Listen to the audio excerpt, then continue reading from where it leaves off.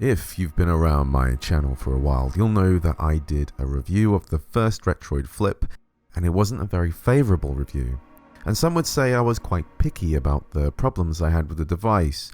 Now Retroid is back again with the second iteration of the Flip, which out of the gate was questionable for some with its positioning of the sticks and buttons, but Retroid has come a long way since then, especially with the Retroid Pocket 5, which for a lot of people has become a must-own handheld. Specs-wise, this is pretty much exactly the same as the 5. It has the same Snapdragon 865, although there is a weaker variant with a Dimensity chip that might be available by the time you see this review. So it can do GameCube, PlayStation 2, some Switch, and play Android titles decently. If you need a more in-depth review of the performance, then I'd recommend checking out my Retroid Pocket 5 review. To put it simply, this is the clamshell version of the Retroid Pocket 5.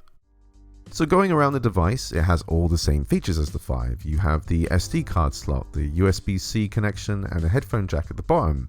We have volume buttons on the right, nothing but shoulder buttons on the top, and nothing on the left. However, opening it up, you have what seems to be the same screen as the 5's, which is a 1080p OLED screen. You have all your sticks, D-pad, and buttons, and then your system and power buttons in the top center. The home button doubles as a back button if you were wondering what happened to that function. You also have front-facing speakers at the bottom, and the sound quality is okay. It's about the same as the 5's, so not great and a little tinny. There is a fix for this on the Retroid Pocket 5, but I couldn't get it to work on the Flip 2 for some reason. But for now, that's not part of the review, so the speakers are fairly average out of the box. The D-pad feels about the same as the 5's and feels quite responsive, but the face buttons have like a hollow sound to them. It's difficult to describe as they're essentially the same buttons, but the 5's buttons are just a little more satisfying to press. The sticks have a full range of motion similar to the 5's, but because they're given just the right amount of room to sink into the device so that the device can close properly, you'll find your thumbs being stopped by the shell of the device unless you're using like the tip of your thumb and being more precise, which can get a little frustrating when you're really into a game. When I tried playing a game of Fortnite, I found my thumbs feeling tired trying to use the sticks precisely, and during clutch moments, I didn't feel like they gave me the edge I needed to pull off a quick action. As for the shoulder buttons, the shoulders actually feel pretty decent with a nice responsive click. They can be pressed down from any angle you push them, which is nice, especially for a boxy device like this. But the triggers can't, and you need to have them pushed down from the top. This wasn't the case with the 5's, which could be pulled at any angle, and they had more range of motion too. As for the plastic of the shell, it's smoother on top for the screen, but the bottom half feels a little firmer, which might be better when it comes to sweat and oils from your hands. I actually chose the GameCube style look this time around because I thought it would be less prone to any kind of staining in the long run, and although it's too early to tell, it seems to be a decent enough plastic quality so far. Looking at the design as well, I still can't really figure out what they were going for here. There's been a lot of discussion about this design at the top, and honestly I would have preferred something flat or even simply just their logo printed instead. I don't know what it's meant to mean. Like, is it a clock? Are the hours 9 till 12 important? Is that game a clock? It's just an awkward thing to look at. I don't think anyone knows what it means, and it doesn't say anything about the device either. So yeah, in my opinion, it's just an ugly, bland design ruining the look of the device. The back is fairly plain, but with more lines from that front logo creeping in.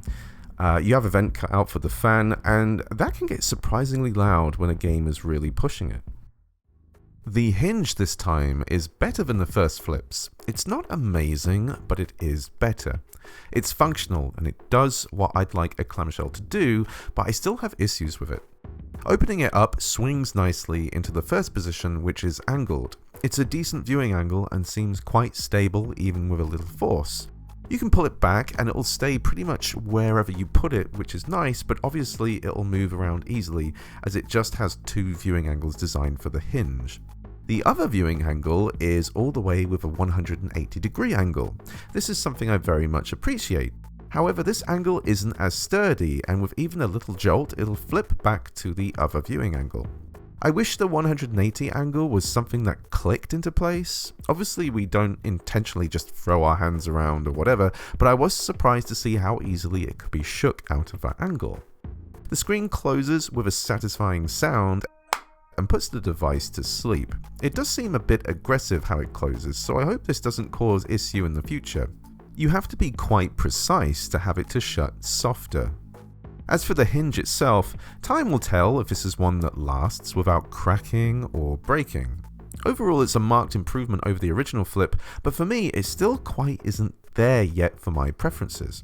It's still not as good as any Nintendo DS I own, and probably isn't quite as good as even maybe the wonky first version of the Mii Flip, which feels quite cheap, but the fundamentals of how the hinge works on it are as close to a DS as I've seen so far.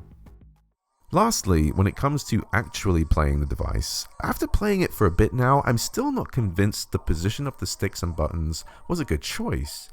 For example, with games where you use the camera a lot with the right stick, then move your thumb to the face buttons, I found I was sometimes pressing the wrong button, as moving to the B or Y buttons just felt kind of unnatural to me. Because the device is so small, it's actually not as cumbersome to use the D-pad and face buttons for gaming, but it still doesn't feel very natural to me either.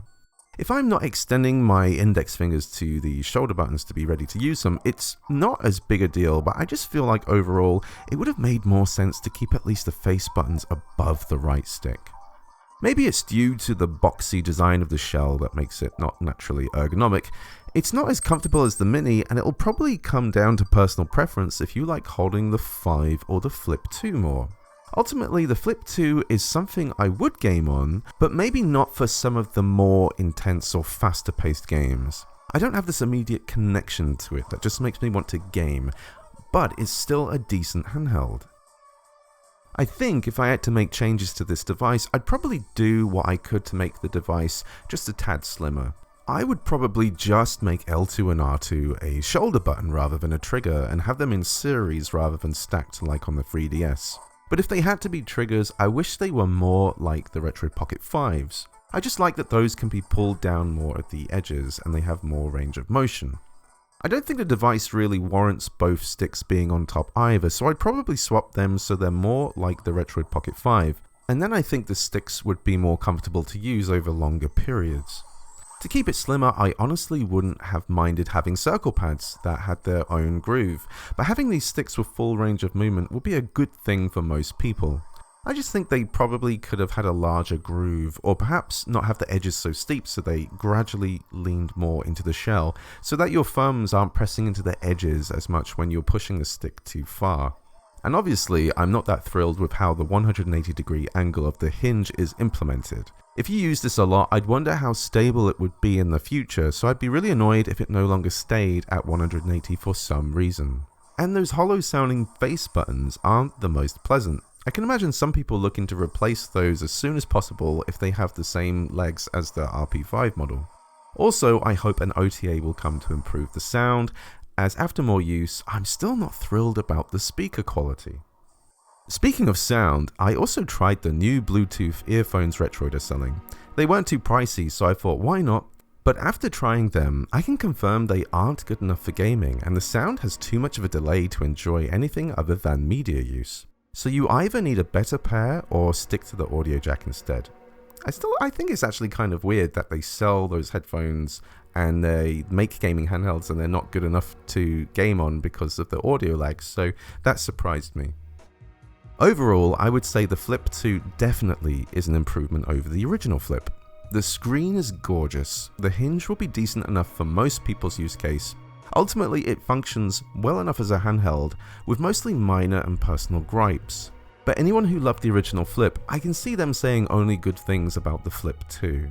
For me, some of the decisions they've made leave me wanting and crossing my fingers that if they ever do a Flip 3, then maybe that could be my ultimate clamshell device.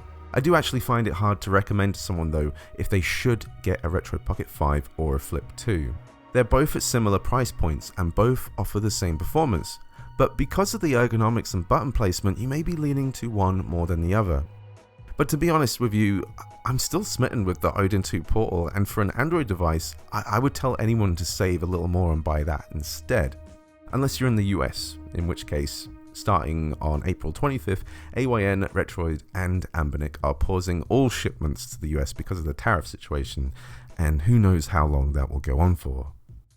I should have my Retroid Pocket Classic next week, so I'll be doing a review on that, and I'm looking forward to see how I feel about it. At its price point, it could turn out to be a real winner for what it's offering. So what do you think about the Flip 2? I think a lot of people are going to be excited about it, and there is a lot to like here. I know I'm fairly picky about clamshell devices, so I know not everyone will agree with my takes, but I try to be honest in these reviews as I buy these myself, and I want people to know exactly what they're in for.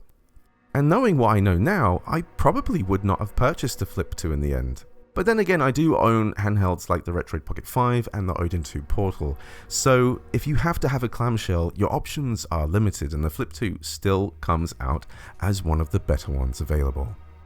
Thank you for watching. See you next week for the review of the Retroid Pocket Classic. Cheers.